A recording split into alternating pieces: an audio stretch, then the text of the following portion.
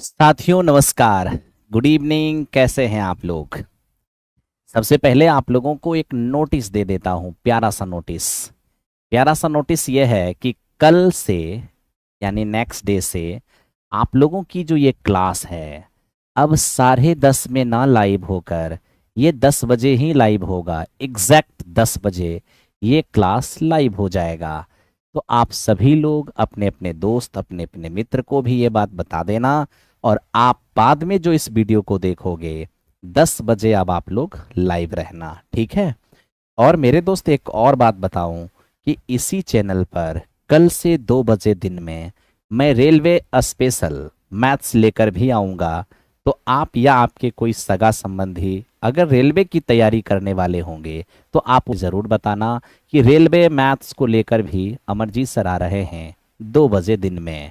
तो 2 बजे दिन में रेलवे वाली क्लास होगी और आपकी जो ये टीचर वाली क्लास है ये रात में 10 बजे, यानी आपके टाइम को आधा घंटा पहले कर दिया ताकि आप सभी लोग कंफर्टेबल रहें और ज़्यादा लेट ना हो, ठीक है? तो आइए दोस्त करते हैं इस क्लास की शुरुआत, ज़्यादा समय आपका बर्बाद ना करते हुए। तो आइए आज की क्लास का ये पहला सवाल है, देखते हैं फर्स्ट क्वेश्चन क्या कहता है। मेरे दोस्त फर्स्ट क्वेश्चन हमसे कहता है कि एक कंपनी नगद खरीद पर 5% की छूट प्रदान करता है यदि एक बाइक का अंकित मूल्य 75,200 रुपए है तो दर्शन को कंपनी से नगद बाइक खरीदने में कितना भुगतान करना होगा। आपको पता है कि नगद भुगतान जैसे ही नगद खरीदेगा तो 5% का डिस्काउंट उसको मिलेगा। अब देखिए एमआरपी है कितना, एमआरपी है 75,200। अगर इस पर उसे 5% का डिस्काउंट मिलेगा इसका मतलब उसे कितना कितना में खरीदना होगा, इसका मतलब उसे 95% में खरीदना होगा, ठीक है? 95% में खरीदना होगा। अब आप देखेंगे 20 से 20 तो कैंसिल आउट हो जाएगा। आप कहोगे हाँ जी सर। अब आप इसे मल्टीप्लाई करो या फिर आप ऑप्शन थोड़ा ट्राई कर लो, ठीक है? अब यहां पर हम एक चीज देख रहे हैं कि 95 में मेरे दोस्त 19 पचे 95 यानी एक ही पीस 5 है। अब अगर 5 एक ही पीस है तो ये श्योर है कि लास्ट में एक ही जीरो होगा, है ना? 2 जीरो वाला आंसर तो जाएगा नहीं। अब इसमें ये आंसर जाएगा कि ये आंसर जाएगा। तो मेरे दोस्त या तो डीएस लगाओ या तो गुना करो, ठीक है? अब बीपीएससी है तो यहां पर ज्यादा रिस्क लेना चाहते नहीं है और जल्दी से मेरे दोस्त आप इसको मल्टीप्लाई करना चाहते हैं। तो 752 को 95 से जब मल्टीप्लाई करेंगे, जब मल्टीप्लाई करना ही तो तेजी में करो। 5 दूनी 10, 25 और 1 26 और 35 2 37, 9 दूनी 18 और ये 9 पचे 45 और 1 46, 9 सते 63, 63 4 67। अब यहां से देख लेंगे 0 4 4, ये मेरा 1 और ये मेरा 7, यानी 71,440 ये हमें दिख रहा है। और मेरे दोस्त ये किसी भी ऑप्शन के अंदर नहीं दिखा, इसका मतलब ये भी गलत हो गया, ये भी गलत हो गया। ऑप्शन नंबर ई इस क्वेश्चन का आंसर हो गया। ऑप्शन नंबर ई इस क्वेश्चन का आंसर हो गया, ठीक है? चलिए एकदम मेरे दोस्त जम करके आप लोग लाइव रहा कीजिए और फिर देखिए कितना मजा आता है काम करने में। ओके, तो चलिए ये था हमारा फर्स्ट क्वेश्चन। अब हम सेकंड क्वेश्चन की ओर बढ़ते हैं, ठीक है? देखिए सेकंड क्वेश्चन अपना क्या है। सेकंड क्वेश्चन के अनुसार अल्फा और बीटा इस द्विघात समीकरण के ऐसे शून्यक हैं कि alpha square plus beta square बराबर 24। तो हमें कहता है के का धनात्मक मान क्या होगा। अब मेरे दोस्त मैं आपसे एक सवाल पूछता हूं, कहोगे क्या? अगर इसके मूल अल्फा और बीटा हैं तो आप सबसे पहले सम ऑफ रूट निकालोगे, माइनस बी बाई ए तो -4/k नजर आएगा, ठीक है? अल्फा इंटू बीटा निकालोगे तो c बाई ए तो ये भी आपका 4/k हो जाएगा, है ना? अब मेरे दोस्त अल्फा प्लस बीटा मालूम है, अल्फा इंटू बीटा मालूम है, हमें दिया हुआ क्या है? Alpha square plus beta square बराबर 24, ठीक है? तो आप एक काम कर सकते हो कि आप यहाँ बोथ साइड स्क्वायर कर सकते हो। अगर बोथ साइड स्क्वायर करोगे तो alpha square plus beta square plus 2 alpha beta और बराबर ये 16/k स्क्वायर हो जाएगा, ठीक है मेरे दोस्त? तो क्या किया जाए, alpha square plus beta square का मान तो हमें 24 मालूम है, तो ये हमारा 24 हो गया। और प्लस 2 इंटू अल्फा बीटा का मान 4/k मालूम है।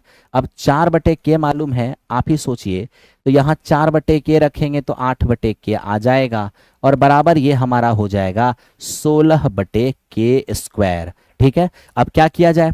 तो मैं तो कहूंगा कि मेरे दोस्त सॉल्व मत करो, ऑप्शन रख लो। अगर आप ऑप्शन रखते हो तो तुरंत पता चलेगा कि क्या होने वाला है। मेरे दोस्त 3/4 अगर रखते हैं तो 3/4 यहाँ पर रखेंगे तो ये हमारा 3 हो जाएगा, और 3/4 यहाँ पर रखेंगे तो ये मेरे दोस्त हमारे पास क्या हो जाएगा 6। तो इधर 30 हो जाएगा और इधर हमारे पास मेरे दोस्त 9 रह जाएगा। ठीक है, तो अब देखो ये तो गड़बड़ हो गया। अब देखो ना मेरे दोस्त, अगर के का मान हम 3/4 रखते हैं तो 3/4 नीचे 3 ऊपर 4, नहीं ये बिल्कुल देखो ना के का मान मांग रहा है ना, ऑप्शन ही पुट करना ज्यादा बेटर रहेगा। तो 3/4 अगर यहाँ पर रखेंगे तो यहाँ 3/4 4 ऊपर जाएगा 32/3, यहाँ 3/4 4 ऊपर जाएगा 64 मेरे दोस्त ये हो जाएगा 9। अब जाके घटाएंगे तो किसी भी हालत में 24 के बराबर नहीं होगा, इसका मतलब ये तो हमें संभव नहीं लग रहा है। ठीक है, अब रही बात इसकी 1/3 की, यहाँ पर 1/3 रखेंगे ऊपर जाएगा 3 24, तो 24 24 48, यहाँ 1/3 रखेंगे तो 1/9 होगा, 9 ऊपर जाएगा 16 में 144, बिल्कुल भी बराबर नहीं हो पाया। लेकिन अगर हम इसको रखते हैं तो देखिए क्या होता है, जब k का मान 2/3 रखेंगे तो क्या होगा, ये हमारा 24 है और प्लस 8, 2/3 रखेंगे 2 3 चला जाएगा ऊपर। ठीक है, और यहाँ 2/3 रखेंगे तो ये 16, 2 का स्क्वायर 4 और 3 का स्क्वायर 9 चला जाएगा ऊपर। ठीक है, तो यहाँ फाइनली अगर आप देखने चले जाओ तो मेरे दोस्त ये 4 तो हो जाएगा 12 12 और 24 36, यहाँ भी देख लो 4 चौके 16 4 9 में 36, यानी LHS बराबर RHS हो गया। तो यहाँ पर आपने फाइनली के का मान 2/3 जब रखा तो आपने देखा कि LHS बराबर RHS हो गया। तो के का मान 2/3 रखने से अगर LHS बराबर RHS हो गया है तो यही इस क्वेश्चन का आंसर होगा। बाकी अगर आप इसको डिटेल में सॉल्व करने चले जाओगे तो काफी टाइम लग जाएगा, खामाखा मूड खराब हो जाएगा। ठीक है मेरे दोस्त, हालांकि इसको मान रखते समय थोड़ा सिंपलेस्ट किया जा सकता था, सिंपलेस्ट करके भी मान रख सकते थे, इतना ज़्यादा हार्ड कैलकुलेशन नहीं होता है ना। आप चाहते तो यहाँ काट करके सिंपलेस्ट कर सकते थे, कोई प्रॉब्लम नहीं होता। ठीक है, चलिए कोई बात नहीं दोस्त, आइए आगे बढ़ते हैं।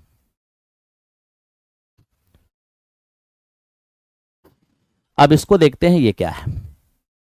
देखिए ये क्वेश्चन नंबर 73 ये क्या कहता है, ये कहता है कि रमेश एक वस्तु को इसके वास्तविक मूल्य से 15% कम मूल्य पर खरीदता है और वह इसके वास्तविक मूल्य से 10% अधिक मूल्य पर बेच देता है, तो प्रतिशत लाभ क्या होगा। आप एक काम कीजिए कि आप इसका रियल प्राइस जो है उसे कुछ मान लीजिए। ठीक है, मेरे तो सोचिए, अगर हम रियल प्राइस को 100 मान लेते हैं तो कोई प्रॉब्लम तो नहीं होगा, नहीं। अब रियल प्राइस से 15% कम प्राइस पर, यानी मेरे दोस्त ये 85 में खरीदता है। ठीक है, और 10% अधिक मूल्य पर, यानी कि 110 में ये मेरे दोस्त सेल कर देता है। अब 85 का चीज 110 में ये सेल करेगा तो बताइए कितने का प्रॉफिट होगा। रियल प्राइस से 15% कम में खरीदा और 10% अधिक में बेचेगा, तो 85 का चीज 110 में बेचेगा तो मेरे दोस्त ये हो जाएंगे 25 का प्रॉफिट। किस पर? 85 पर, और इंटू 100। आप जैसे ही कैलकुलेट करेंगे 29.41% नजर आएगा, यानी इस क्वेश्चन का आंसर ऑप्शन नंबर बी हो जाएगा। ऑप्शन नंबर बी इस क्वेश्चन का आंसर हो जाएगा। ठीक है मेरे दोस्त, काम करते रहो और आगे बढ़ते रहो। ठीक है, आइए चलते हैं क्वेश्चन नंबर नेक्स्ट पर। अब देखिए क्वेश्चन नंबर 74 क्या कहता है। यह हमें कहता है कि 5 और 7 के बीच कितनी परिमेय संख्या लिखी जा सकती है। मेरे दोस्त दो संख्या के बीच हम जितना चाहे परिमेय संख्या लिख सकते हैं। इसका मतलब हम ये कह सकते हैं कि दो संख्या के बीच इनफाइनाइट रेशनल नंबर लिखा जा सकता है। हाँ, रेशनल नंबर क्या होता है? वैसी संख्या जिसे p बाई क्यू के रूप में व्यक्त किया जा सके, जहां q does not equals to 0, वही अपना रेशनल नंबर होता है। ठीक है, आइए अब बढ़ते हैं नेक्स्ट क्वेश्चन पे।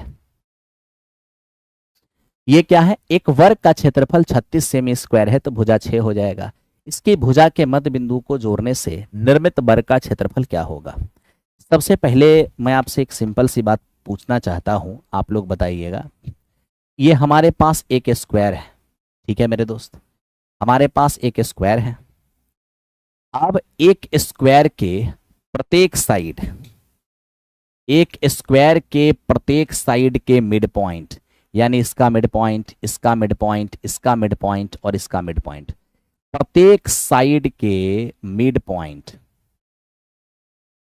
प्रत्येक साइड के मिड पॉइंट को मिलाने से जो हमारे पास चतुर्भुज बनता है, आप जानते हैं पी क्यू आर एस। यहां पर P Q R S, P Q R S also एक स्क्वायर है, यानी पी क्यू आर एस भी एक स्क्वायर ही है, और इसका एरिया जो होगा वो बड़े स्क्वायर के एरिया का आधा होगा, और सीधा सीधा कितना हो जाएगा, 18 हो जाएगा। ठीक है, अब यहां पर आपके पास कुछ जानकारी मैं दे देता हूं, है ना, आपके पास जानकारी होगा ही, फिर भी मैं रख रहा हूं, देख लीजिए। देखिए अभी आपके सामने हम एक रेक्टेंगल रख रहे हैं, ठीक है, आयत, एकदम ध्यान से देखना। ये आपके पास क्या है मेरे दोस्त, एक रेक्टेंगल है।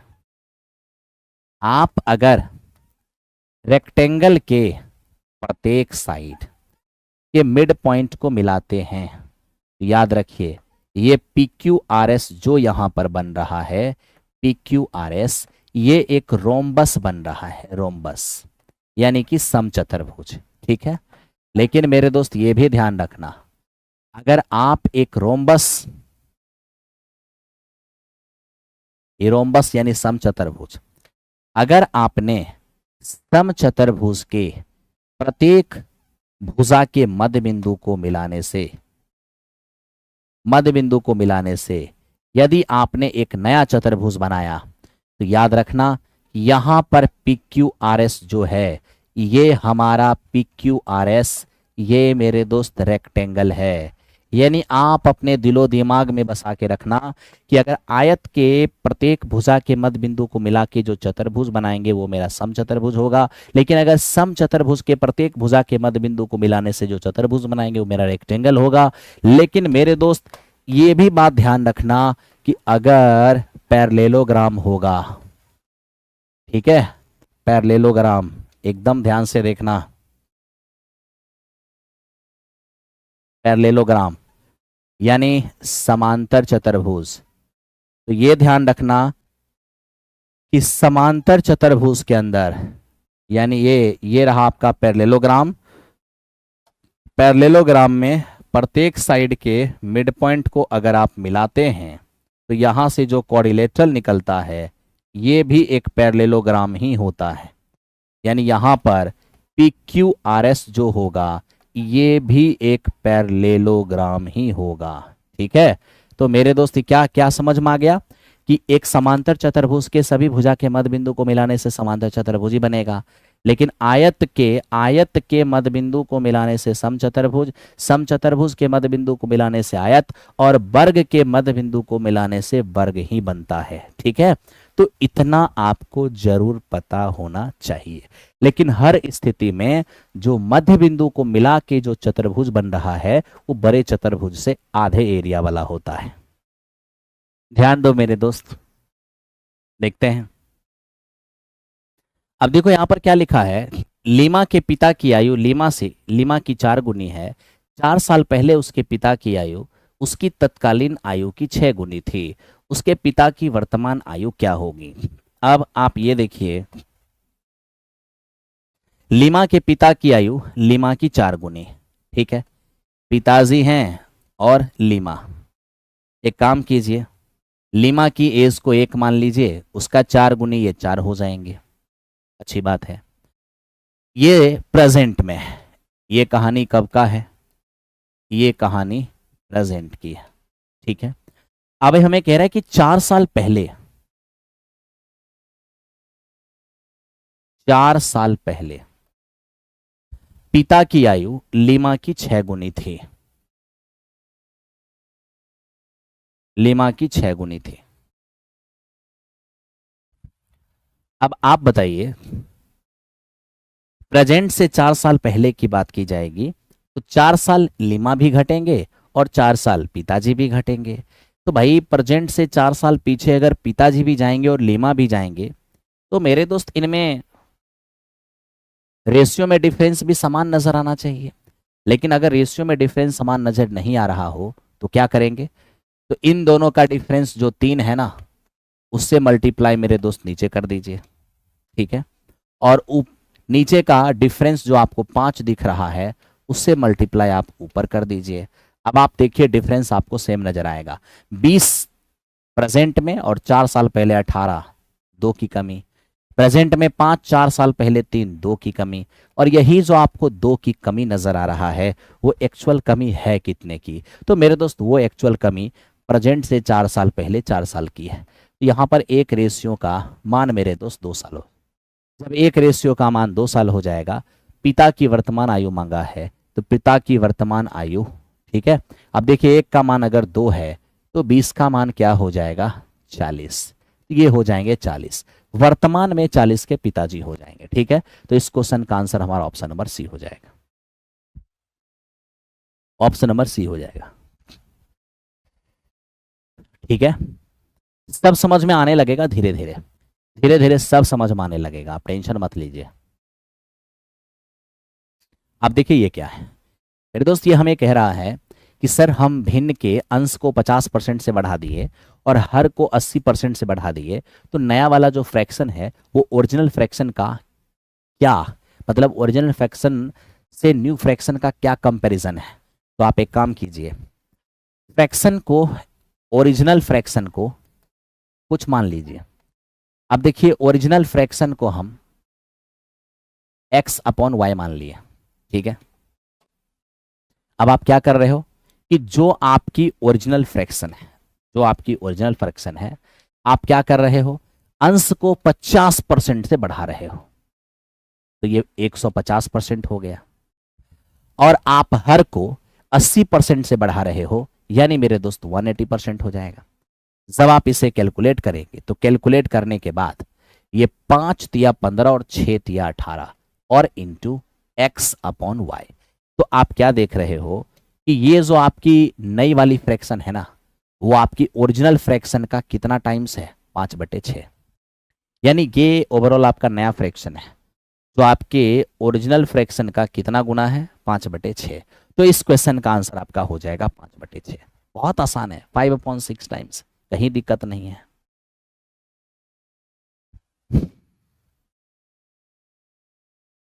ओके, चलिए आगे बढ़ते हैं नेक्स्ट क्वेश्चन पे। अब आप इसको देखिए, ये क्या है मेरे दोस्त? ये क्वेश्चन कह रहा है कि 2 रेलगाड़ियां, एकदम ध्यान से आप लोग देखिए ना, लगातार बने रहिए। आप अपने अपने ग्रुप में, दोस्तों में इस सेशन को शेयर भी किया कीजिए, क्योंकि ज्यादा से ज्यादा लोग जुड़ेंगे ना तो ज्यादा से ज्यादा मजा आएगा, ठीक है। और कल से ये सेशन की शुरुआत एग्जैक्ट 10 बजे ही हो जाएगी, 10:30 नहीं, एग्जैक्ट 10, ठीक है। अब देखो 2 रेलगाड़ियां दिल्ली और पटना में, ठीक है, पटना और दिल्ली की ओर चलती है। एक दूसरे को पार करने के बाद पटना और दिल्ली पहुंचने में 4 घंटे 48 मिनट और 3 घंटे 20 मिनट का टाइम लगता है। कह रहे दिल्ली से चलने वाली रेलगाड़ी 45 किलोमीटर पर आवर है, तो दूसरी रेलगाड़ी की चाल क्या होगी? अब समझिए पहले मेरे दोस्त, दिल्ली और पटना की बात हो रही है, एकदम ध्यान से, पटना और दिल्ली की बात हो रही है। अब 2 लोग हैं यहाँ पर, 2 ट्रेन, एक पटना से दिल्ली की ओर चल रहा है और एक दिल्ली से पटना की ओर चल रहा है। हम ये देख पा रहे हैं मिलने के बाद पटना पटना पहुंचने का ये टाइम है, ठीक है, और दिल्ली पहुंचने के लिए ये टाइम है, कोई बात नहीं। अब आप बताइए, जब सेम टाइम पर चलना स्टार्ट किया तो कभी ना कभी तो एक दूसरे को पार करेगा ही, बिल्कुल पार करेगा। अब कह रहे पार करने के बाद जो दिल्ली जाना चाह रहे हैं उनको क्या टाइम लग रहा है? उनको टाइम लग रहा है 3 घंटे 20 मिनट। और 3 घंटे 20 मिनट का मतलब क्या होता है? आप एक काम करो ना, आप यहीं पर मेरे दोस्त ये 20 में 60 से भाग दे दो, ताकि 1/3 हो जाएगा। फाइनली जोड़ोगे तो 10/3 हो जाएगा। यानी मिलने के बाद दिल्ली तक जाने में 10/3 घंटे का टाइम लगता है। और क्वेश्चन के अकॉर्डिंग मिलने के बाद जो पटना से जो दिल्ली से पटना की ओर आ रहे हैं, यानी जो पटना पहुंचना चाह रहे हैं, उनको 4 घंटे 48 मिनट।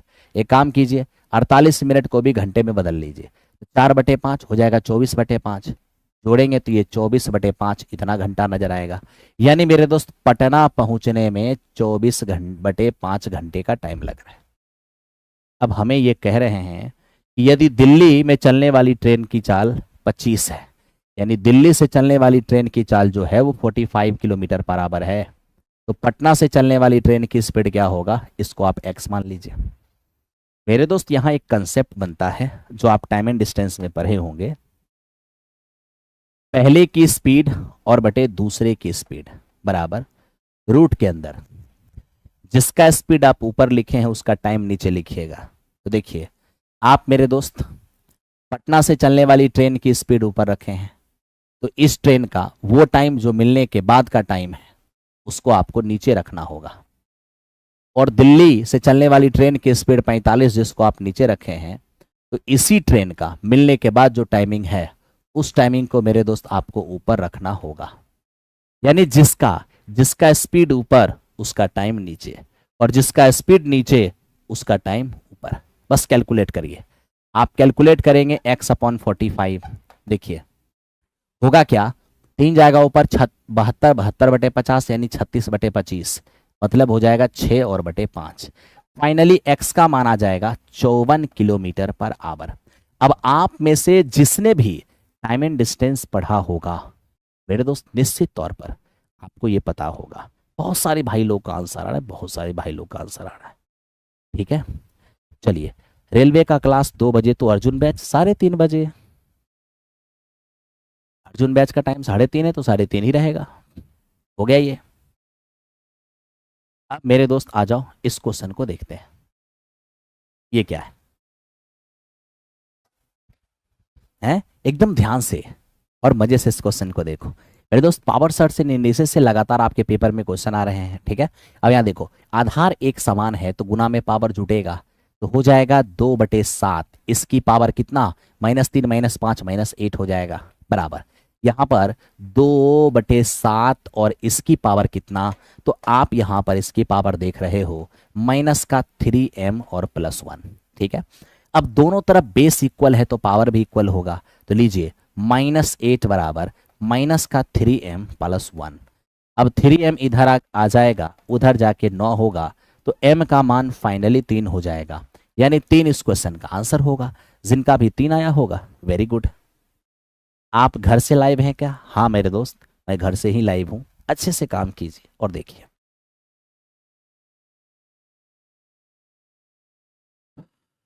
अब एक और सवाल आपके सामने आ गया। आइए अब इस सवाल पे बात करते हैं। क्या है ये सवाल? ये मेरे दोस्त ज्योमेट्री का सवाल है। कह रहा है पॉइंट ए बी और सी सेंटर ओ वाले वृत्त पर स्थित है। एंगल ए सी बी है 47.5। तो बताइए लघुखंड ए बी पर बना ए ओ बी का मान क्या होगा? बहुत सिंपल है, देखिए वो कैसे। मेरे दोस्त आपके पास एक सर्कल है, ठीक है, और एक सर्कल पर 3 पॉइंट ए बी और मेरे दोस्त सी। ठीक है, कहीं पर सेंटर ले लेते हैं, सेंटर है ओ। ये हमें कह रहा है कि ए सी, ये क्वेश्चन हमें कहा कि सर ए सी और बी, ए सी और बी ये जो एंगल है ये हमारा 47.5 है। तो आप हमें बताइए क्या होगा उस एंगल का मान? ए ओ, यहां ध्यान से सबको देखना है। ए ओ और बी, इस एंगल का मान हमसे पूछ रहा है क्या होगा। आपने ज्योमेट्री के अंदर पढ़ा होगा एक कंसेप्ट, किसी आर्क के द्वारा जो एंगल परिधि पर बनता है उससे दुगुना सेंटर पर बनता है ना। तो 47.5 का डबल यानी ये हो जाएगा हमारा 95 डिग्री, है ना, 95 डिग्री। आई होप समझ में आपको आ रहा होगा। बहुत दिन बाद क्लास देख रहे हैं सभी लोग, ऐसे ही लगातार लाइव रहिए और फिर देखिए क्या मजा आता है काम करने में। देखिए ये है आपका सवाल। ये क्या कह रहा है? ये हमें कह रहा है कि सर दिए गए आंकड़ों के, अच्छा दिए गए आंकड़ों के समूह के लिए कौन सा विकल्प गलत है? मीन बराबर मॉड, या फिर मीन बराबर मीडियन, या मीडियन ग्रेटर देन मॉड, इनमें से कौन सा ऑप्शन रॉन्ग है? इसके लिए क्या करना होगा, मीन मीडियन मॉड जल्दी से निकालना होगा। अगर आप मेरे दोस्त अभी मीडियन निकालना चाहेंगे, मीडियन बताइए कितने टर्म हैं, 3 3 6 3 9 3 12 1 13। तो मेरे दोस्त टर्म है 13, यानी पदों की संख्या ऑड। और जब नंबर ऑफ टर्म ऑड होता है तो वैसी स्थिति में मीडियन क्या होता है, मीडियन होता है number of term plus 1/2th term, यानी कि सातवां पद, सातवां पद हमारा मीडियन होगा। अब देखिए सातवां पद असेंडिंग ऑर्डर में ही चलिए ना, सबसे पहला है 2 1, फिर मेरे दोस्त 2 को 2 हो गया तो 3 तक आ गए, ये 4 5 6, मेरे दोस्त 6 तक आ गए। मुझे सातवीं पद देखना है, तो 1 2 3 4 5 हम क्या किए हैं, छोटे छोटे पद को काट दिए हैं, क्योंकि हम असेंडिंग ऑर्डर में जा करके सातवां पद देख रहे हैं। तो सबसे छोटा 1 है, उसके बाद 2 को 2 है, उसके बाद 3 को 3 है, यानी हम 6 पद तक आ गए। अब अगला ही पद हमारा मीडियन होगा, तो 3 से जस्ट बड़ा पद कौन होगा, तो 3 से जस्ट बड़ा पद 4 हो जाएगा, यानी कि मेरे दोस्त हमारा मीडियन हो जाएगा 4। बनाने के दूसरे तरीके ये हैं कि इसको आरोही क्रम में सजा लीजिए, बांट दीजिएगा 6 6, बीच में आपको 4 नजर आएगा, वही आपके मीडियन हो जाएंगे। ठीक है, अच्छी बात। अब मेरे दोस्त अब क्या चाहिए मुझे, मीन चाहिए, माध्य। आपको अगर माध्य निकालना है तो माध्य बराबर होता है सभी परीक्षणों का योगफल, ठीक है, बटे परीक्षणों की संख्या। सब को आप जोड़ेंगे तो 52 नजर आएगा, पदों की संख्या 13 है, तो माध्य आपका 4 हो जाएगा। ठीक है, अब रही बात माध्यिका, माध्यिका निकाल चुके हैं, बहुलक मॉड निकालिए। अब देखिए कौन सा चरमान सबसे ज्यादा बार आया है, तो हम देख रहे हैं 4 आया है 2 बार, 2 आया है 2 बार, लेकिन 3 1 2 और 3 3 3 बार आया है। सबसे अधिक टाइम्स कोई रिपीट करने वाला है तो 3 है, तो 3 सबसे ज्यादा बार रिपीट किया है, तो हमारा मॉड हो जाएगा 3। तो मेरे दोस्त मीडियन 4 है, मीन 4 है और हमारा मॉड 3 है। ठीक है, तो हमें देखना है कि गलत कौन है। ये कह रहे माध्य और बहुलक बराबर है, क्या आपको माध्य और बहुलक बराबर नजर आ रहा है, नहीं ना, इसका मतलब यही वो ऑप्शन है जो गलत है, यही वो ऑप्शन है जो गलत है। क्या माध्य और माध्यिका बराबर है, हाँ यहाँ माध्यिका और माध्य बराबर है, इसका मतलब ये ऑप्शन सही है।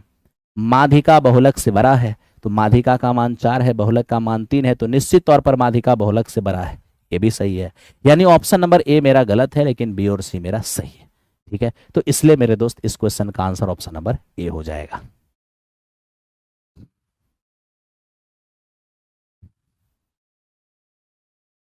सुबह से रात तक स्टूडेंट से ज्यादा मेहनत तो आप ही कर रहे हैं। अरे नहीं मेरे दोस्त, आप काम कीजिए, देखिए फिर क्या होता है। इसको देखिए, किसी समांतर श्रेणी के पी पदों का योगफल 3p² + 4p है, तो बताइए सर इसका nवां पद क्या होगा। मेरे दोस्त जानते हो किसी भी सीरीज का अगर आपको nth टर्म चाहिए तो ये a + n - 1 × d होता है, यानी nth टर्म फाइंड करने के लिए a और d चाहिए। तो अब a और d आएगा कहाँ से, तो देखो कहाँ से आता है, हमें मेरे दोस्त p पदों का योगफल, p पदों का योगफल दिया हुआ है 3p² और प्लस में 4p दिया हुआ है। क्या करना चाहिए हमें, हमें यहाँ पर मेरे दोस्त पहले पहला पद का योग निकालना चाहिए, 3 + 4 हो जाएगा 7। फिर हमें 2 पद का योग निकालना चाहिए, 3 और 2 का स्क्वायर 4 + 4 × p का मान 2, तो ये हो जाएगा हमारा 12 12 और 8 हो जाएंगे 20। जानते हो एक पद का योग क्या होता है, पहला ही पद एक पद का योग होता है, यानी आपका पहला पद पता चल गया है 7। अब दूसरा पद कैसे फाइंड होगा, तो 2 पद के योग में से पहला पद हटा दीजिए, दूसरा पद अपने आप हो जाएगा। तो आप ही देखिए ना, यह 2 पद का योग, इसमें पहला दूसरा दोनों है, तो इसमें से पहला पद 7 हटा दो, तो 20 में पहला दूसरा दोनों पद है ना। 20 जो है इसमें पहला पद भी है और दूसरा पद भी है, तो पहला पद तो तुम 7 जानते हो, तो 20 में पहला पद हटा दो तो दूसरा पद 13 हो जाएगा, तो लो दूसरा पद तुम्हारा 13 हो गया। अगर यहाँ से कॉमन डिफरेंस निकालना चाहोगे 13 - 7 यानी तुम्हारा 6 हो जाएगा, T2 - T1 कॉमन डिफरेंस हो जाएगा। बस अब आप इसी को बैठा दो, पहला पद ही तुम्हारा a होता है प्लस n - 1 × d, d तुम्हारा 6 है, लो 7 + 6n और -6, तो 6n 7 में 6 गया तो 1, यानी इस क्वेश्चन का आंसर आपका हो जाएगा 6n + 1। तो 6n + 1 आप में से जिसका सही है वो सही है। पढ़ रहे हैं, क्या होगा पता नहीं, सब अच्छा होगा, पॉजिटिव सोचिए ना, सब अच्छा होगा, है ना। जो गाइडलाइन आपको क्लास के अंदर बताया जाता है आप वो काम करते रहिए, क्योंकि सारा खेल तो मार्क्स का ही है, जिनके मार्क्स अच्छे होंगे उनका फाइनल सिलेक्शन होगा। ठीक है। अब ये देखिए ये क्या है, हमें कह रहा है कि 3 कॉइन को एक साथ उछाल दिया गया, कम से कम 2 सिक्के पर हेड आने की प्रोबेबिलिटी क्या होगा। कम से कम 2 सिक्कों पर हेड आने का मतलब है कि तीनों पर हेड आएगा तो भी कोई प्रॉब्लम नहीं है। ठीक है। अब देखिए 3 कॉइन, जब भी 3 कॉइन की बात आएगी तो आप सबसे पहले इसको एडजस्ट करना सीखो, 3 कॉइन को कैसे एडजस्ट करेंगे। तो पहले 2 कॉइन को एडजस्ट करने आपको आना चाहिए। 2 कॉइन होगा तो दोनों पर हेड हेड आएगा, या एक पर हेड एक पर टेल आएगा, पहले पे ही टेल दूसरा पर हेड आएगा, या दोनों पर टेल आएगा। ये हुआ 2 कॉइन को एडजस्ट करना। जब भी 3 कॉइन को एडजस्ट करना होगा तो आप इसे रिपीट कर देना, यानी head head, head tail, tail head, और मेरे मित्र टेल टेल। अब अगला काम क्या होगा। अब अगला काम यह है कि पहला 4 पर आप हेड चपका दो, पहला 4 पर आप हेड चपका दो, और अगला 4 पर आप टेल चपका दो। चपका दिए। आपको कम से कम 2 पर हेड चाहिए। कम से कम 2 पर हेड का मतलब है कि 2 पर भी हेड चलेगा, जो 2 से ज्यादा पर भी हेड चलेगा। ठीक है। तो कम से कम 2 पर हेड आप देखो, यहां मिलेगा, यहां मिलेगा, यहां मिलेगा, और यहां मिलेगा। इसको कहते हैं कम से कम 2 पर हेड। ठीक है। तो कम से कम 2 पर हेड, ऐसा आपको 4 इवेंट, और टोटल इवेंट है 8, यानी इसकी प्रोबेबिलिटी होगी 1/2। तो सीधा सीधा आपका आंसर हो जाएगा 1/2, है ना। कितना हो गया, 1/2। बुक लेना जरूरी है मास्टर जी। बुक ले लेंगे तो अच्छा रहेगा। सुधीर भाई, बस ऐसे ही प्यार बनाए रखो और काम करते रहो। देखो मेरे दोस्त अगले सवाल पे, नेक्स्ट क्वेश्चन हमारा क्या है। अब देखिए ये हमें कह रहा है 9/x² और 4y² में क्या जोड़ना होगा कि ये पूर्ण वर्ग बन जाए। क्या जोड़ना होगा कि ये पूर्ण वर्ग बन जाए। अब ये देखिए 9/x², क्या हम इसको 3/x का होल स्क्वायर लिख सकते हैं, आप कहोगे हाँ। अब मेरे दोस्त क्या हम इसको 2y का होल स्क्वायर लिख सकते हैं, हाँ। a² b² तो है, बस बीच में चाहिए 2ab। तो चूंकि हमें जोड़ने की बात कर रहा है इसलिए +2ab। इसमें कुछ जोड़ने की बात कर रहा है तो a²b² है ही, अगर इसमें कुछ जोड़ना है मतलब 2ab प्लस में लेना है। 2ab प्लस में लीजिएगा तो 2, a का मान हो जाएगा 3/x, और b का मान हो जाएगा आपका 2y। तो यही जो है इसी को जोड़ना होगा। तो मेरे मित्र ये आपका होगा क्या, 12y/x। तो 12y/x इसी को जोड़ना होगा। ठीक है। तो इस प्रकार आपने ऑप्शन नंबर सी आंसर देखा। क्या कहीं से कोई परेशानी है, बताइए। कोई परेशानी है नहीं। अब इसको देखिए ये क्या है क्वेश्चन, कह रहा है कि एक धनराशि पर 16% की वार्षिक चक्रवृद्धि ब्याज की दर से 2 वर्षों में प्राप्त मिश्रधन इतना है। तो बताइए वो धनराशि क्या होगा। अब देखो मेरे दोस्त, सबसे पहले तो आप ये बताओ 16%, 16% रेट का मतलब क्या है। तो 16% की वृद्धि का मतलब होता है 4/25 की वृद्धि, यानी प्रिंसिपल और अमाउंट का रेशियो लेंगे तो 25 प्रिंसिपल, 4 इंटरेस्ट के साथ 29 का अमाउंट बनाएगा, हाँ या ना। बिल्कुल। अब मेरे दोस्त हम क्या देख रहे हैं, ये बात 2 साल की है। तो पहला साल 25 से 29 हुआ, दूसरा साल में भी ये 25 से 29 ही होगा। तो 2 साल में कितना हो जाएगा। तो मेरे मित्र ये 625 और ये 841। अब यही जो 841 का अमाउंट आपको नजर आ रहा है वो मेरे दोस्त अमाउंट कितना दिया हुआ है, 3364। आप ध्यान से देखो मेरे मित्र ये 4 गुना नजर आएगा। तो जब आपका अमाउंट 4 गुना है तो प्रिंसिपल भी 4 गुना हो जाएगा। तो 625 का 4 गुना ये आपका 2500 हो जाएगा। सो सिंपल, कहीं से कोई परेशानी नहीं है। ठीक है मेरे दोस्त, आगे बढ़ो, चलते हैं अगले क्वेश्चन की ओर।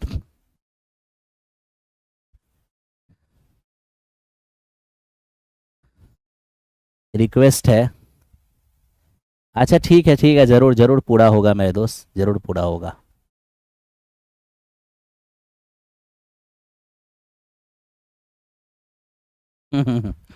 चलिए ध्यान दीजिए। अब इस क्वेश्चन को देखिए, ये क्या है मेरे दोस्त, आप यहाँ देख सकते हो √2 + 1 का होल क्यूब बराबर a + b√2। हमें कह रहा है कि ए और बी का सही संबंध क्या होगा, इस ऑप्शन में सही रिलेशन क्या होगा। आप एक काम कर लो ना, पहले मेरे दोस्त a + b का होल क्यूब कर लो। a + b का होल क्यूब करोगे, एक क्यूब √2 का क्यूब करोगे 2√2 हो जाएगा, प्लस बी क्यूब तो 1 का क्यूब हो जाएगा, प्लस 3a² 3a² b तो ये हमारा 6 हो जाएगा, प्लस 3ab² तो ये हमारा 3√2 हो जाएगा।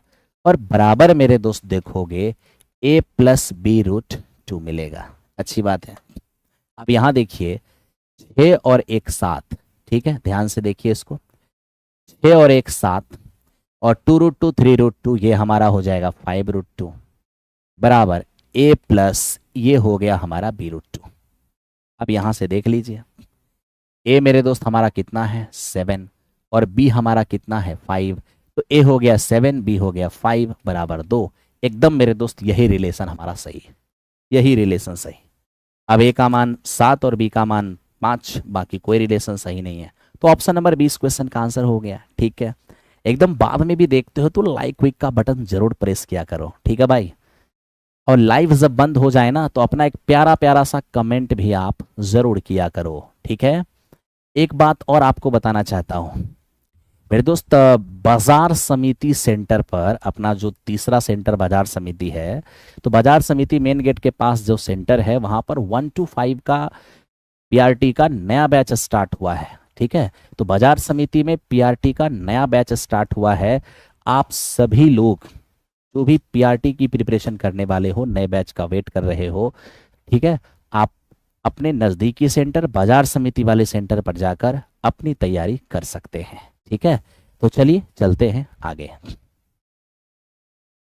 मेरे दोस्त ये देखो sin 30 cos 45 sin 60, ये cos 30 sin 45 और cos 60, ये तो बहुत सिंपल, ये तो वैल्यू है, वैल्यू वाली क्वेश्चन को तो सॉल्व करना पड़ेगा आपको। ये देखिए 1/2 है, प्लस cos 45 आपका 1/√2 है, और sin 60 जो है वो आपका √3/2 है। अब नीचे आप देख लीजिए, ये आपका √3/2 हो गया, cos 30 sin 45 1/√2 हो गया, और मेरे दोस्त cos 60 आपका 1/2 हो गया। तो कहीं ना कहीं आप यही चीज़ तो देख पा रहे हो। आप कहोगे हाँ सर देख तो रहे हैं, आप एलसीएम ले लीजिए ना, इससे अच्छा एलसीएम लेंगे ना तो मेरे दोस्त 2√2 एलसीएम होगा, तो यहाँ आपके पास √2 आ जाएगा, यहाँ आपके पास 2 आ जाएगा, और मेरे दोस्त यहाँ पर आपका √6 आ जाएगा। ठीक है, देख पा रहे हो। अब नीचे देखो, मुझे लगता है कि एकदम ध्यान से इसको समझने की ज़रूरत है। अब नीचे मेरे दोस्त आप देखोगे फिर 2√2 एलसीएम आएगा, यहाँ पर आपका √6 हो जाएगा, यहाँ पर आप देखोगे -2 हो जाएगा, और यहाँ पर आप देखोगे ये √2 हो जाएगा। क्या किया जा सकता है, तो मेरे दोस्त यहाँ पर हम थोड़ा सजा सकते हैं।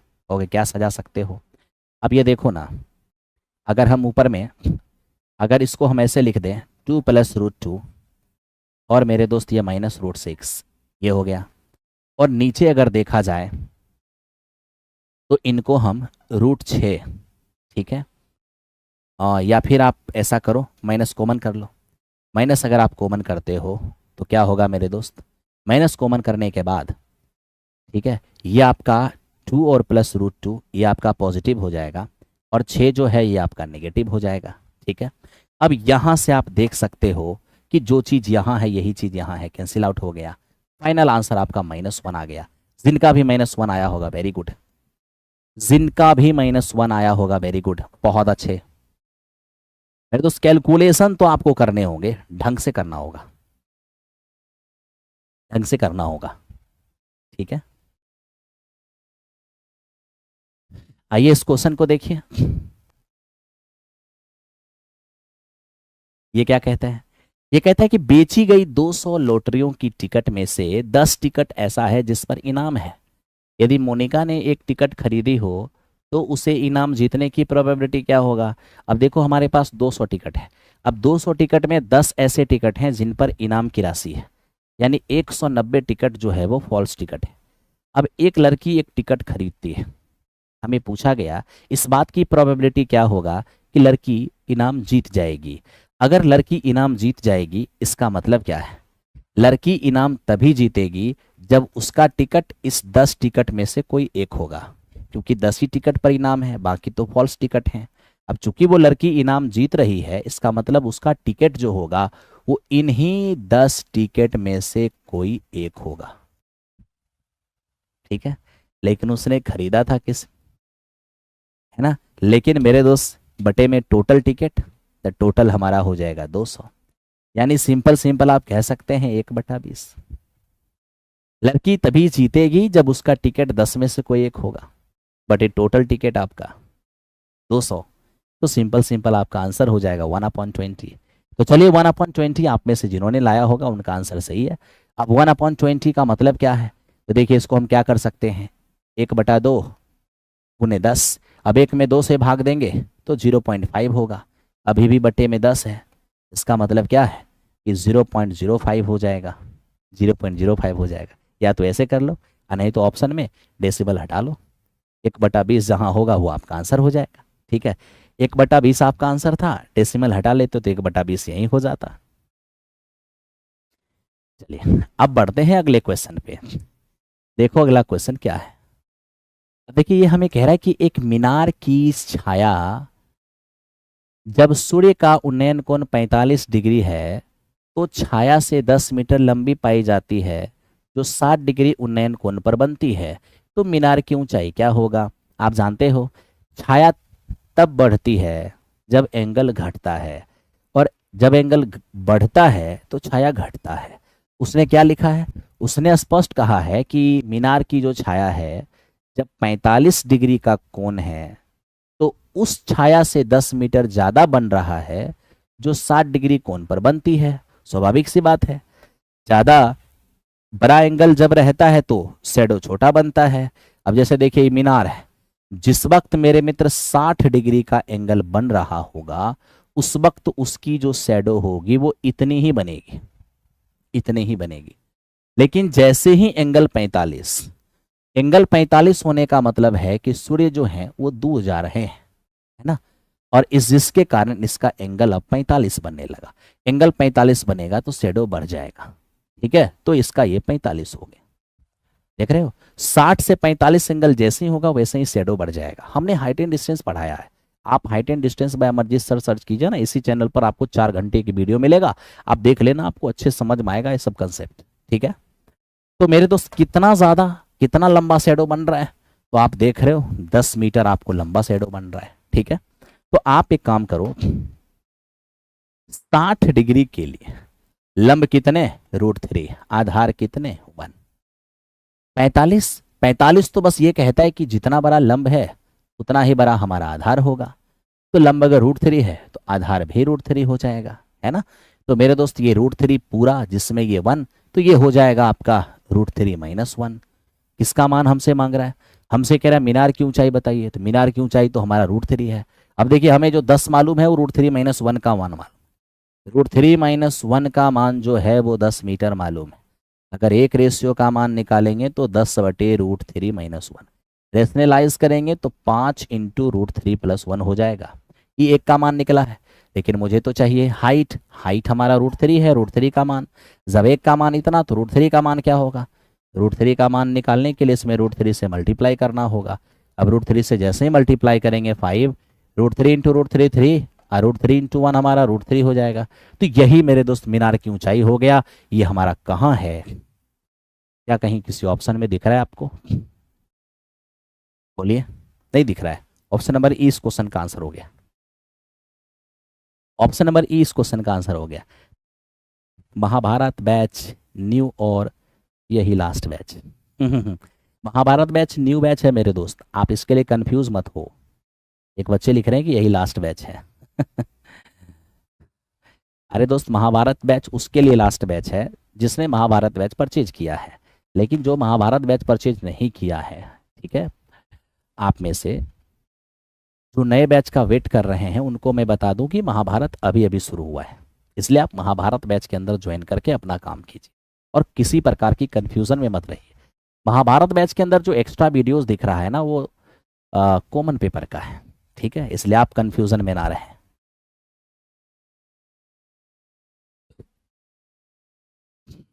चलिए अब देखते हैं कौन सा क्वेश्चन है। कह रहा है कि एक पहिए का व्यास 4 मीटर है, 400 मीटर की दूरी तय करने 400 चक्करों में कितना दूरी तय करेगा।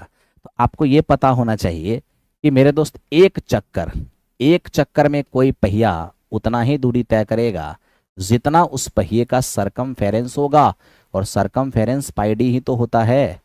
डी है हमारा 4 मीटर, तो हो जाएगा 4 पाई मीटर, यानी एक चक्कर में 4 पाई मीटर की दूरी तय करेगा। अब क्वेश्चन हमसे कह रहा है कि 400 चक्कर लगाएगा तो क्या होगा। तो मेरे मित्र 400 चक्कर जब ही लगाएगा ना, 4 पाई और इंटू 400, यानी कि 1600 पाई इतना डिस्टेंस ट्रेवल करेगा। ठीक है, 1600 पाई। आइए अब बढ़ते हैं क्वेश्चन नंबर नेक्स्ट की ओर। ध्यान से आप लोग देखिए मेरे दोस्त, ये एक शानदार रिजल्ट है। मैं तो कहूंगा इस रिजल्ट को ही आप ध्यान रखना। कभी भी ऐसा आपको दिख जाए, ठीक है, कि मेरे दोस्त एक ही बेस पर एक मीनार यहां और एक मीनार यहां खड़ा नजर आए, ठीक है, इसके शीर्ष को इसके जड़ से और इसके शीर्ष को इसके जड़ से मिला दिया, जहां एक दूसरे को इंटरसेक्ट किया यहां से परपेंडिकुलर डाल दिया। ये आपका x है, ये आपका y है, ये आपका z है। अगर ऐसा कभी भी आपको नजर आया तो यहां इन तीनों में रिलेशन होता है 1 अपॉन इस पिलर का हाइट और 1 अपॉन इस पिलर का हाइट बराबर 1 अपॉन बीच वाले पिलर का हाइट। ये सिमिलैरिटी से आता है, इसलिए इसको याद रखना वो ज्यादा अच्छा रहेगा। ठीक है, तो 1/x plus 1/y plus 1/z, यानी इस क्वेश्चन का आंसर ऑप्शन नंबर सी होगा। ये बेहतरीन रिजल्ट है, एनसीईआरटी का रिजल्ट है, ध्यान रखना, इसे पेपर में क्वेश्चन आ सकता है। ठीक है, चलिए अब मेरे दोस्त इस क्वेश्चन को देखते हैं कि ये क्या है। अब आप देखिए, ये हमें कहता है किसी सप्ताह एक कर्मचारी की औसत आय 180 है। आप बताइए, सप्ताह के 7 दिन, अब 7 दिन का एवरेज है 180, तो योगफल क्या हो जाएगा, 1260 हो जाएगा। अब इसमें से अगर आप 6 दिन का योगफल हटाएंगे तभी तो मेरे दोस्त, तभी तो संडे का आएगा।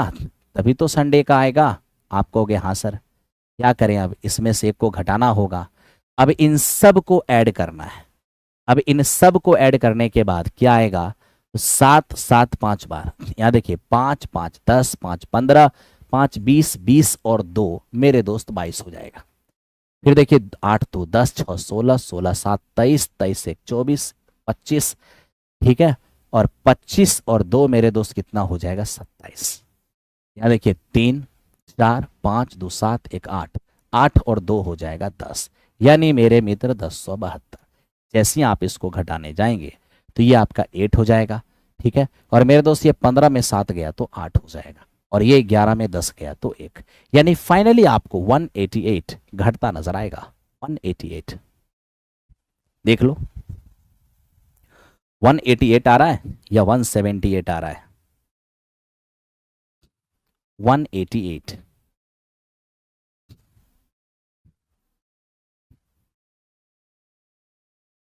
ठीक है मेरे दोस्त, आप चलते हो, चलो नेक्स्ट क्वेश्चन पे चलते हैं।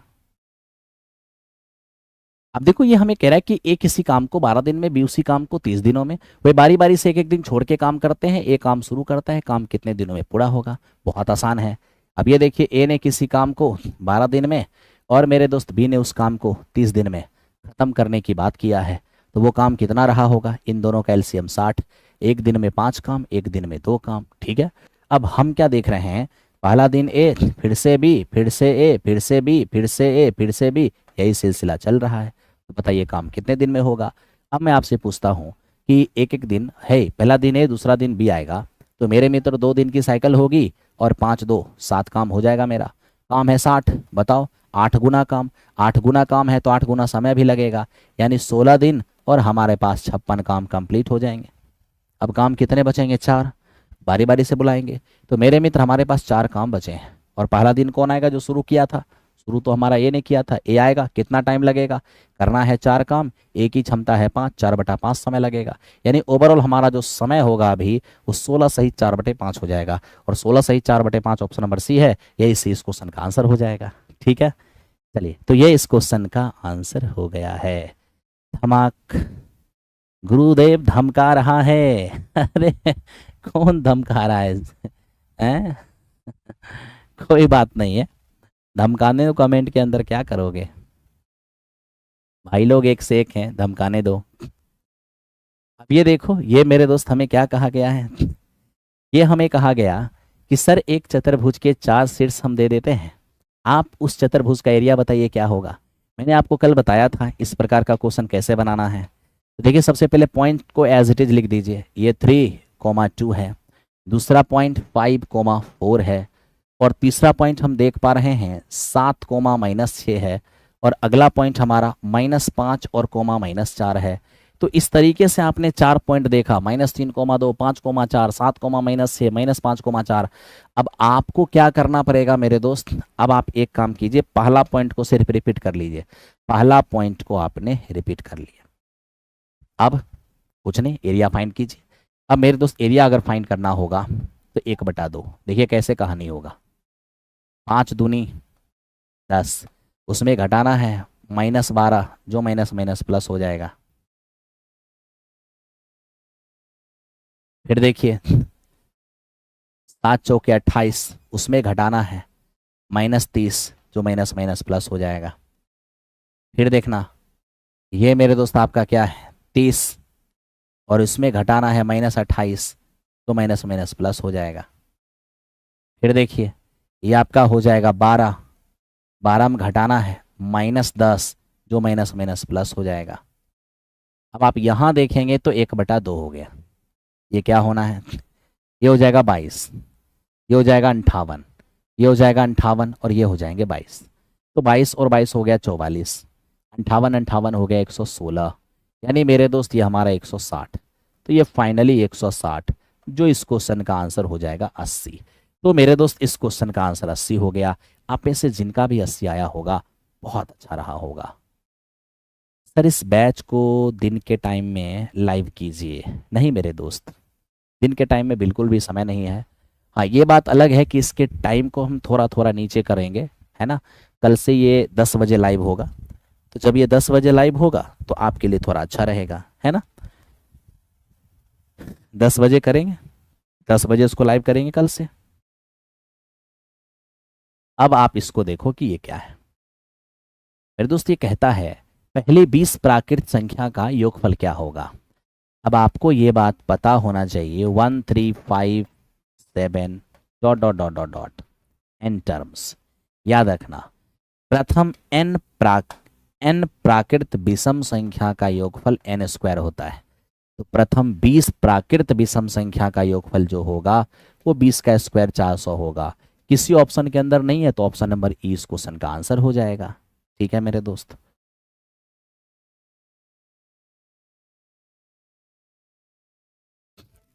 है? अब देखो ये क्वेश्चन क्या है अपना,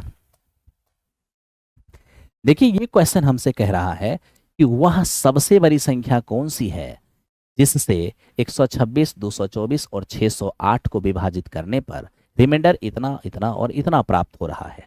अब ये देखिए ना, वो बड़ी सी बड़ी नंबर जिससे 126 में भाग दिए, 224 में भाग दिए और 608 में भाग दिए, तो रिमाइंडर क्रमशः 2 मेरे मित्र 7 और 19 प्राप्त हो रहा है।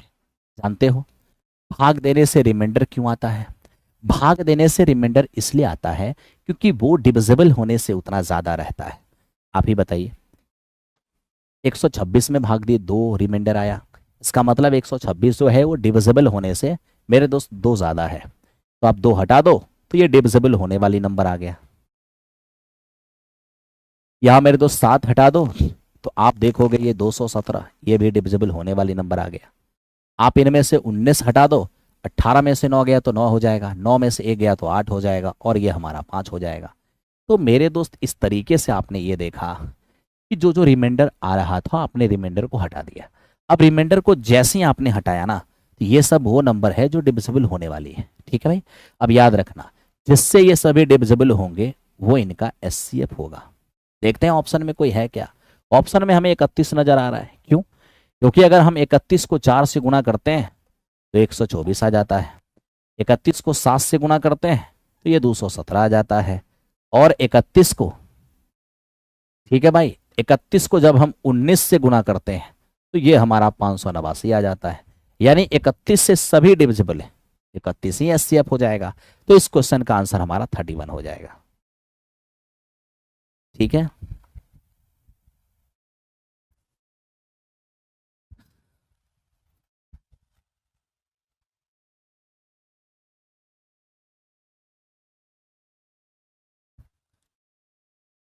आगे बढ़े। ठीक है, अब इसको देखो दोस्त, ये हमारा क्या है। अब देखिए इसके अंदर हमें स्पष्ट एक चीज लिखा है, बर्तन ए और बी में स्प्रिट और पानी। ठीक है, स्प्रिट और वाटर का जो रेशियो है वो पहला बर्तन में 4:5 है, दूसरा में 7:11 है। हमें कहा गया कि 2:5 के अनुपात में मिलाया जाता है, परिणामतः घोल में स्पिरिट और पानी का अनुपात क्या होगा। अब बताइए, इन दोनों को 2:5 मेरे दोस्त 5 के अनुपात में मिलाया जाता है। अगर इन्हें 2:5 के अनुपात में मिलाया जाता है तो मिलाने के बाद जो मिक्सर बनेगा उसमें स्पिरिट और पानी का रेशियो क्या होगा। आप थोड़ा ध्यान से देखिए, ये आपका पहला बर्तन है, ये आपका दूसरा बर्तन है। अब हम आपसे पूछते हैं 5 और 4 ये कितने, 9, 7 और 11 ये कितने मेरे दोस्त, ये 18। अब आप मुझे पहले ये बताओ, आपको बोला था कि 2:5 में मिलाइए, क्या अभी ये 2:5 है? नहीं, अभी तो मेरे दोस्त ये 1:2 है, उसको 2:5 कैसे बनाएंगे? तो इसके लिए पहले इसे सेम करना होगा। ये 18 है तो इसे 18 बना दो, हो गया सेम। यानी अभी अगर रेशियो लेने जाओगे तो 1:1 नजर आएगा, लेकिन 1:1 तो नहीं करना है। हमें करना क्या है, हमें करना है मेरे दोस्त 2:5। तो जिसको 2 रखना है उसमें 2 से गुना कर दो, जिसको 5 रखना है उसमें 5 से गुना कर दो, 18 से 18 कट जाएगा, 2:5 हो जाएगा। अब आप बताओ एक्स्ट्रा गुना किससे है, 4 से। अगर एक्स्ट्रा गुना यहाँ पर 4 से है तो 4 से इधर भी करना होगा, 4 से इधर भी करना होगा। एक्स्ट्रा गुना यहाँ 5 से है तो 5 से इधर भी करना होगा और 5 से इधर भी करना होगा। ठीक है, अब ध्यान से देखना, अब आप आराम से स्प्रिट को पानी में ऐड कर सकते हो। देखो 16 और 21, 16 और 35 सॉरी, ये हमारा हो जाएगा 51। और यहाँ देखना ये 20 और मेरे दोस्त ये 55, ये कितने हो जाएंगे, तो 20 में 55 जोड़ेंगे ये मेरा 75 हो जाएगा। तो मेरे दोस्त यहाँ पर बहुत कुछ करोगे तो 17 तिया 51 और 25 तिया 75, यानी 17:25 इस क्वेश्चन का आंसर, 17:25 इस क्वेश्चन का आंसर होगा। ठीक है, क्लास की टाइमिंग क्या है चलने की, अभी तक तो 10:30 थी, कल से ये टाइमिंग 10 हो जाएगी, 10 बजे। हाँ मेरे दोस्त, अब चलते हैं अगले क्वेश्चन की ओर। अगला क्वेश्चन देखो क्या है, कह रहे दो गोले के सतह का क्षेत्रफल इतना है, आयतन क्या होगा। आप क्या करना, जब भी दो गोले के सरफेस का एरिया दिया रहे ना, सरफेस एरिया का रेशियो, पहले वर्गमूल निकालना। वर्गमूल जैसे ही निकालोगे तो यहाँ से रेडियस का रेशियो आ जाएगा 7:5। अगर वॉल्यूम का रेशियो पूछ देना तो बस रेडियस को ही क्यूब कर देना, ये हो जाएगा 343 और ये हो जाएगा 125। यानी इस क्वेश्चन का आंसर हो गया क्षेत्र, अरे 4πr², रेशियो लेंगे तो 4π से 4π कट के r² ही तो होगा। तो रेडियस का स्क्वायर ही सरफेस एरिया का रेशियो होता है। वर्गमूल निकाल लेंगे तो रेडियस का रेशियो होगा, फिर इसको क्यूब कर देंगे तो वॉल्यूम का रेशियो होगा। क्यों, 4/3 पायर क्यूब, 4/3 पायर क्यूब, तो 4/3 पाई से 4/3 पाई तो कट ही जाएगा, r³ ही तो वॉल्यूम का क्यूब होगा, वॉल्यूम का रेशियो होगा। अब आप मेरे दोस्त इस क्वेश्चन पे आओ, देखो ये क्या है। देखिए ये हमें कह रहा है कि सर एक कॉलोनी में 5 परिवार में 1 बच्चे, 7 परिवार में 2 बच्चे, 8 परिवार में 3 बच्चे, 3 परिवार में 4 बच्चे, बच्चों की संख्या का मॉड क्या होगा। अब हम आपसे ये पूछना चाहेंगे, आप एक काम कीजिए, चिल्ड्रेन, मेरे दोस्त आप चिल्ड्रेन का संख्या एक तरफ रखिए और नंबर ऑफ फैमिली आप फैमिली की संख्या एक तरफ रखिए। एकदम ध्यान से चीज को समझिएगा क्या होगा। अब देखो भाई, जिस घर में एक बच्चा है ऐसा 5 घर है, 2 बच्चे वाले 7 घर हैं, 2 बच्चे वाले 7 घर हैं, और 3 बच्चे वाले 8 घर हैं, और मेरे दोस्त 4 बच्चे वाले ये 3 घर है। ठीक है, एक बार मिला लेना। एक बच्चा वाला 5 परिवार है, 2 बच्चा वाला 7 परिवार है, और 3 बच्चे वाले 8 परिवार हैं, और 4 बच्चे वाले 3 परिवार हैं। हमसे पूछा गया बच्चों की प्रोबेबिलिटी क्या होगा। अब देखो ना, आप जानते हो मैक्सिमम फ्रीक्वेंसी वाले चरमान को ही मेरे दोस्त मॉड कहते हैं। तो मैक्सिमम फ्रीक्वेंसी कहाँ दिख रहा है, यहीं पे तो दिख रहा है। यानी मैक्सिमम 8 फैमिली हैं जहां पर 3 बच्चे हैं। ठीक है, इसका मतलब है कि 3 बच्चे वाले जो परिवार हैं वो सबसे ज्यादा है। तो यहाँ बच्चों की अगर हम मॉड निकालेंगे तो 3 ही इस क्वेश्चन का आंसर होगा। अरे 8 तो फ्रीक्वेंसी है, रेपिटेशन, नंबर ऑफ रेपिटेशन है। 3 बच्चे वाले 8 फैमिली हैं जिनकी संख्या सबसे ज्यादा है। मतलब क्या हो गया, 3 बच्चे वाले सबसे अधिक फैमिली है, इसलिए 3 इस क्वेश्चन का मॉड हो जाएगा। हाँ मेरे दोस्त, अब इसको देखो, ये क्या है। ये हमें कह रहा है एक समांतर चतुर्भुज की 2 संलग्न भुजाएं एडजेसेंट साइड 12 सेमी और 9 सेमी है। एक एंगल हमारा 30 डिग्री है। तो आप पैरेललोग्राम का एरिया बताइए। अब ये देखिए मेरे दोस्त, पैरेललोग्राम, ये आपके पास एक पैरेललोग्राम है। आप पैरेललोग्राम में एक चीज देख रहे हो, 2 लगातार साइड आपको 12 और 9 नजर आ रहा है, और इसके बीच का एंगल आपको 30 नजर आ रहा है। ध्यान रखना, ऐसे पैरेललोग्राम का एरिया क्या होगा, ए बी साइन थीटा। ठीक है, तो सीधा सीधा आपका हो जाएगा 12 नमे 108 और इंटू साइन 30। तो 108 और इंटू 1/2, यहाँ से एक मेरे दोस्त हो जाएंगे हमारे 54। इस क्वेश्चन का आंसर हमारा 54 हो जाएगा। आई होप कि आपको समझ में आ रहा होगा। ठीक है, 54 इस क्वेश्चन का आंसर समझ में आ रहा होगा।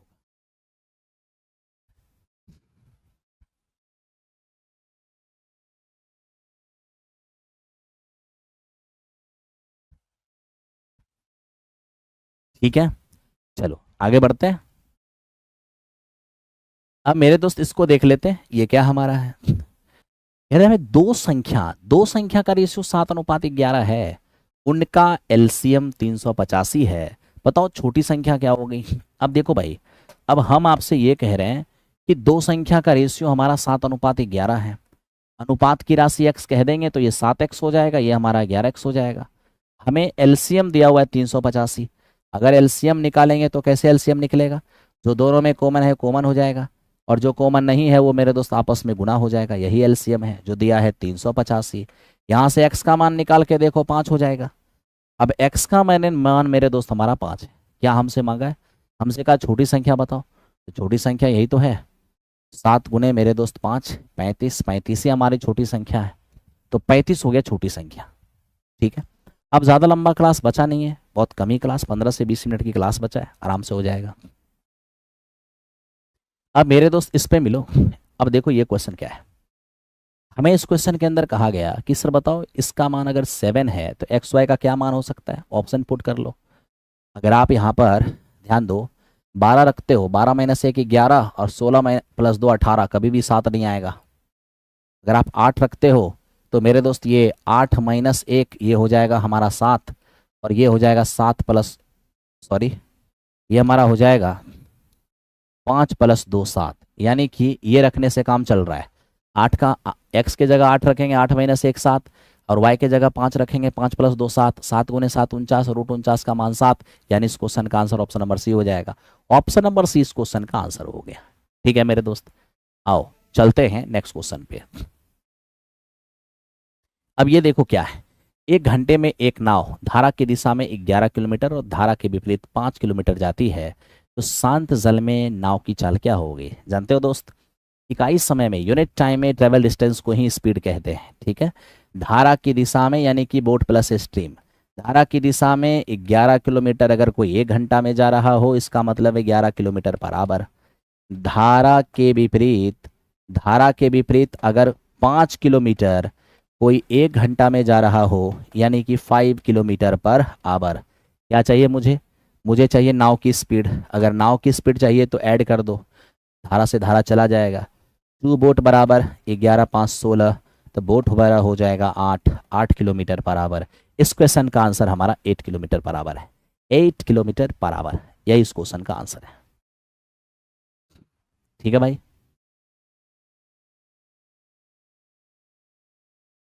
क्या लिख रहा है भाई?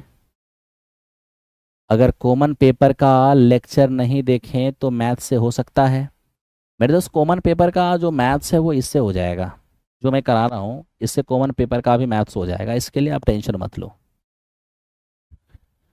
999 और 1299 वाला बैच सेम चल रहा है या अलग अलग, प्लीज़ बताइए। देखिए अभी दोनों बैच के अंदर सेम ही अभी चल रहा है, लेकिन आगे जाकर उस दोनों में डिफरेंसेस होंगे, क्योंकि आप दोनों के थंबनेल को चेक करेंगे तो कुछ पॉइंट दोनों में है। ठीक है, आप थंबनेल देख लो मेरे दोस्त, अभी तो दोनों में सेम ही चल रहा है। ठीक है, अब प्राइस अलग अलग है तो कुछ ना कुछ उसमें होगा ही।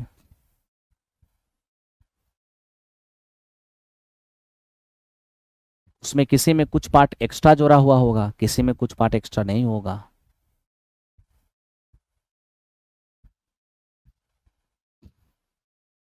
चलिए आगे बढ़ते हैं। अब आप इसको आइए, इसको देखिए ये क्या है मेरे दोस्त, इसको समझिए। अब देखिए हमें कह रहा है कि सर बताओ जरा सा, इसको हल करने पर एक्स का मान क्या होगा। देखिए अगर हमें इसको हल करना होगा, इसे हल करना होगा, ठीक है, तो ये -2x +2 -3 बराबर -3। -2x, ये -1 उधर जाके +1 होगा जो कि -2 होगा, x का मान 1 हो जाएगा। एक बार मेरे दोस्त इस मॉड को निगेटिव में ले लेते हैं, -2x +2 -3 बराबर ये हमारा -3 है। ऐसे तो -3 की कहानी तो ऐसे ही खत्म है यहाँ पर। 2x -2 -3 और बराबर -3। 2x बराबर हमारा यहाँ पर मेरे दोस्त 2 हो जाएंगे, x का मान 1, फिर भी 1 ही हो रहा है, तो मेरे दोस्त यहाँ पर x का मान 1 हो जाएगा। ठीक है, x का मान 1 हो जाएगा। ठीक है दोस्त, अब अगले क्वेश्चन पे आते हैं, अगले क्वेश्चन को देखते हैं। अब देखिए ये क्या है, ये मेरे दोस्त हमसे कह रहा है कि a और b समपूरक है। अगर a और b समपूरक है इसका मतलब दोनों मिलकर 180 डिग्री, दोनों मिलकर 180 डिग्री। अब आप यहां देखो, cos A cos B minus sign A sine B, cos A cos B minus sign A sine B, ये हमारा हो जाएगा कॉस ए प्लस बी। और आप देख रहे हो मेरे दोस्त ये हमारा है 180। ये फाइनल हमारा क्या होगा? आप 180 -0 लिखो, चाहे आप 180 +0 लिखो, मेरे दोस्त होना तो ये माइनस ही कॉस 0 है, और माइनस कॉस 0 का मतलब -1। इस क्वेश्चन का आंसर आपका -1 हो जाएगा। ठीक है, अब केवल 5 क्वेश्चन है, और आइए 5 क्वेश्चन को जल्दी से करते हैं। मेरे दोस्त हमें ये क्या कहा गया? हमें कहा गया किसी संख्या को 15 से भाग दिया जाए तो 12 शेष आता है, और 5 से भाग दिया जाए तो 2 शेष आएगा। अब देखिए ना, एक संख्या है, इसको हम 15 से भाग दे रहे हैं, तो मेरे दोस्त क्या हो रहा है, तो यहाँ पर रिमाइंडर हमें 12 नज़र आ रहा है। इसका मतलब ये नंबर क्या होगा, 15 के किसी मल्टीपल से 12 ज़्यादा होगा, तभी तो 15 से भाग देंगे तो 12 रिमाइंडर आएगा। अब एक दूसरा संख्या है जिसमें 5 से भाग दे रहे हैं, तो रिमाइंडर हमारा 2 आ रहा है। इसका मतलब ये दूसरी संख्या जो होगा ये मेरे दोस्त श्योर 5 के किसी मल्टीपल से 2 ज़्यादा होगा। अब हमें कह रहा है कि इन दोनों के योगफल, इन दोनों के योगफल को किससे भाग देना है? 5 से। बताओ जी, अब दोनों को योगफल करेंगे तो एगो 15 के और +2 है, और एक हमारा 5m +2 है। ठीक है, अब भाग देना है हमें 5 से। अब आप देखिए 5 से 5 का कोई भी मल्टीपल कट के रिमाइंडर 0, 5 से 12 में भाग देंगे, 5 दूनी 10, 2 आ जाएगा। 5 से 5 का कोई भी मल्टीपल कट जाएगा, रिमाइंडर 0। 5 से 2 में भाग देंगे तो 2 हो जाएगा। बीच में प्लस का साइन है तो मेरे मित्र ये ऐड हो जाएगा। फाइनल रिमाइंडर हमें 4 नजर आएगा। तो इस क्वेश्चन का आंसर हमारा 4 हो जाएगा। आई होप कि आप सभी को समझ में आ रहा होगा। ठीक है, चलिए चलते हैं नेक्स्ट क्वेश्चन पे। अब 107 नंबर क्वेश्चन देखो ये क्या है। एक किसान अपने खेत में 10 मीटर व्यास वाली और 2 मीटर गहरी एक बेलनाकार टंकी को आंतरिक व्यास 20 सेमी वाले एक पाइप द्वारा एक नहर से जोड़ता है। यदि पाइप 3 किलोमीटर पर आवर की चाल से बह रही हो तो कितने समय के बाद टंकी पूरी तरह से भर जाएगी। ठीक है, अब सबसे पहली बात तो ये देख लीजिए, ये अगर व्यास है मेरे दोस्त तो त्रिज्या क्या होगा, 5 मीटर। अब जिस टंकी को भरना है उस वो बेलनाकार है, त्रिज्या जानते हैं और गहराई जानते हैं, तो वॉल्यूम क्या होगा, यानी कितना उसमें पानी आएगा, तो पाई आर स्क्वायर और एच, इतना पानी आएगा। तो इतना पानी डालना है किससे, एक पाइप से, और पाइप का व्यास है अगर 20 सेमी तो मेरे मित्र त्रिज्या हो जाएगा 10 सेमी। ठीक है, तो मेरे दोस्त जिस पाइप से डालना है वो पाइप भी बेलनाकार ही है। ठीक है, तो बराबर क्या होगा, पाइप से जो पानी निकलेगा वही तो इस टंकी को भरेगा, कहोगे हाँ। तो टंकी का आयतन बराबर 3 किलोमीटर पर आवर की स्पीड से कितने घंटे में भर जाएगी। तो हम एक काम करते हैं, हमें कहा कितने समय में भर जाएगी, तो हम मान लेते हैं टी समय में भर जाएगी। यानी टी समय में उस पाइप के द्वारा जो पानी डाला जाएगा वो इस टंकी को भर देगा। यानी टी समय में जो पानी का वॉल्यूम होगा वो इस टंकी के वॉल्यूम के बराबर हो जाएगा। तो पहली बात मेरे भाई, पाइप का वॉल्यूम क्या होगा, पाइप भी बेलनाकार है तो है ना, पाई आर स्क्वायर और एच। आप कहोगे यहाँ पर एच के रूप में क्या काम करेगा, तो यही स्पीड तुम्हारा एच के रूप में काम करेगा। अब आप तनिक सोचो मेरे दोस्त, ये जो हमारा 3 किलोमीटर पर आवर है, 3 किलोमीटर पर आवर, इसको अगर हम 5/18 से गुना कर दें ये हो जाएगा 5/6 मीटर पर सेकेंड। यानी आप ये कह सकते हो कि 1 सेकेंड में 5/6 मीटर की दूरी तय करेगी पानी, और आप क्या कह रहे हो 30 सेकेंड में भर जाएगी। तो 30 सेकेंड में कितना मीटर दूरी तय करेगा, तो पाइप से पानी 1 सेकेंड में 5/6 मीटर, तो 30 सेकेंड में 5/6 और इंटू टी, इतना मीटर दूरी तय करेगा। और जानते हो दिए गए समय में पानी जो दूरी तय करेगा वही आपका यहाँ पर एच का एच हो जाएगा। किस एच मतलब पाइप की लंबाई हो जाएगा। ठीक है, तो टी समय में इसको भर देगा, यानी टी समय में कितना लंबा पाइप में पानी भरेगा वो पानी इस टंकी के पानी के बराबर होगा। ठीक है, तो पाइप के लिए ये जो समय है ना मेरे दोस्त कि टी समय में इतना दूरी पानी तय करेगी, तो पानी जो दूरी तय करेगी वही आपके बेलनाकार पाइप के लिए यहाँ पर लंबाई का काम करेगा, हाइट का काम करेगा। ठीक है, अब आइए मेरे दोस्त इसको सॉल्व करते हैं। सबसे पहले तो हम यहाँ पर ये देख पा रहे हैं पाई से पाई तो हमारा चला गया, एक एम से हमारा एक एम भी चला गया। अब ये देखिए ये 5 मीटर जो है, ये देखिए 5 का स्क्वायर 25 और 25 दूने 2, और ये हो जाएगा हमारा मीटर स्क्वायर बराबर। यहाँ हम देख रहे हैं कि 10 का स्क्वायर 100 और ये हमारा है सेमी स्क्वायर। ठीक है, और इनटू मेरे दोस्त ये हमारा 5t और अपॉन 6। अब हम आपसे क्या पूछते हैं उस पर ध्यान दो। अब देखो कोई कटने उठने वाला है। सबसे पहली बात तो आप ये जान लीजिए, एक सेमी को मीटर में बदलने के लिए 100 से भाग देते हैं। यहाँ सेमी स्क्वायर है तो एक और 100 से भाग दोगे तब ये पूरा सेमी स्क्वायर जो है वो मीटर स्क्वायर में कन्वर्ट हो जाएगा। एक सेमी के लिए 100 से भाग, दूसरे सेमी के लिए 100 से फिर से भाग, तब जाके सेमी स्क्वायर मीटर स्क्वायर में बदलेगा और मीटर स्क्वायर से मीटर स्क्वायर कट जाएंगे। 100 से 100 तो यहीं पर कट नजर आ रहा है। ठीक है, और 5 से मेरे दोस्त ये हमारा 5 बार में कट जाएगा। फाइनली अगर टी का मान हम निकालने चले जाएंगे, 5 दूनी 10, यहाँ देखो 6 गुने 100 600 और 600 दहें का 6000, ये 6000 सेकेंड हो जाएगा। ठीक है, क्योंकि आपने समय को सेकेंड में बदल लिया था। तो ये मेरे दोस्त हमारे पास 6000 सेकेंड होगा।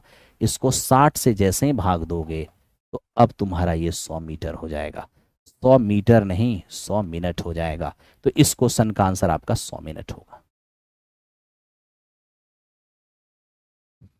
ठीक है भाई।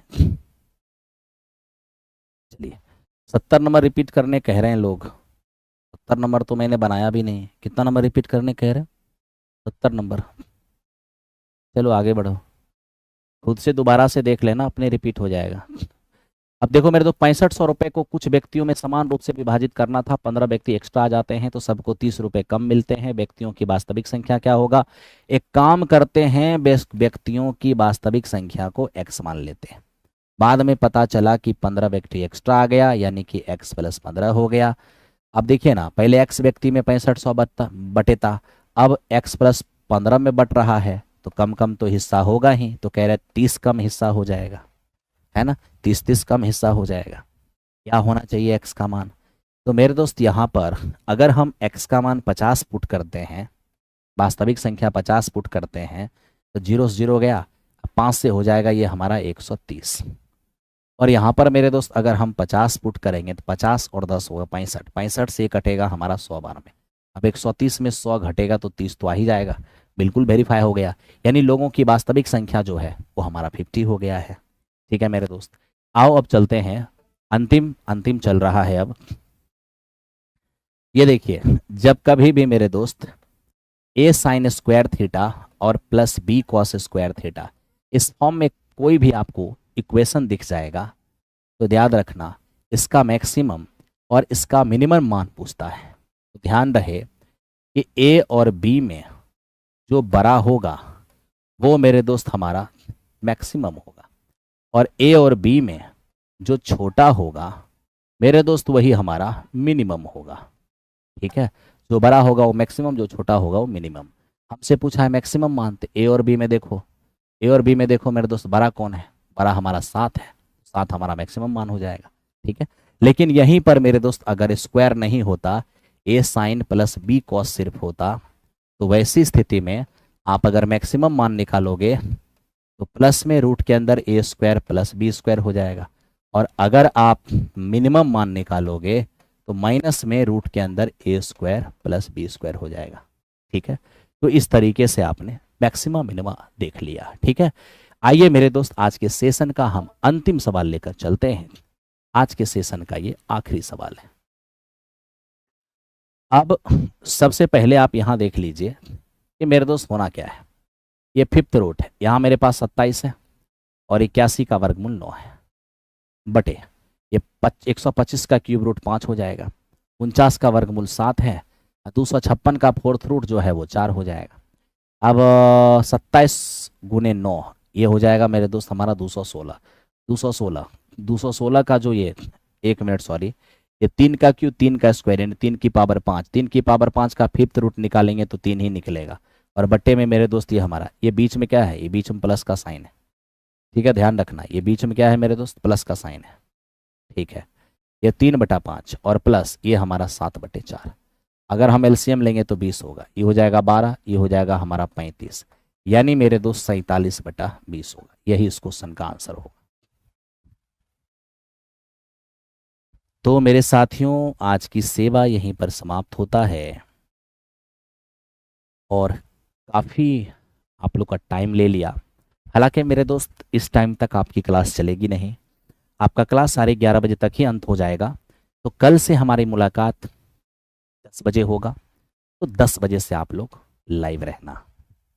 Thank you very much, thank you. और अपना कीमती 10 से 15 सेकेंड निकाल कर ज़रूर ओपिनियन लिखना, कैसा लगता है आपको ये क्लास। आपका प्यार, आपका साथ हमें इस सेशन को कंटिन्यू रखने में हेल्प करेगा।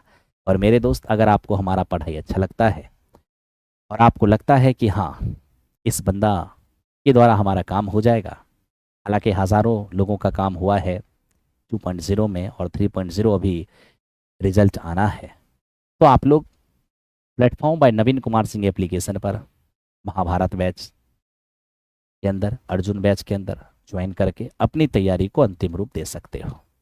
Thank you very much.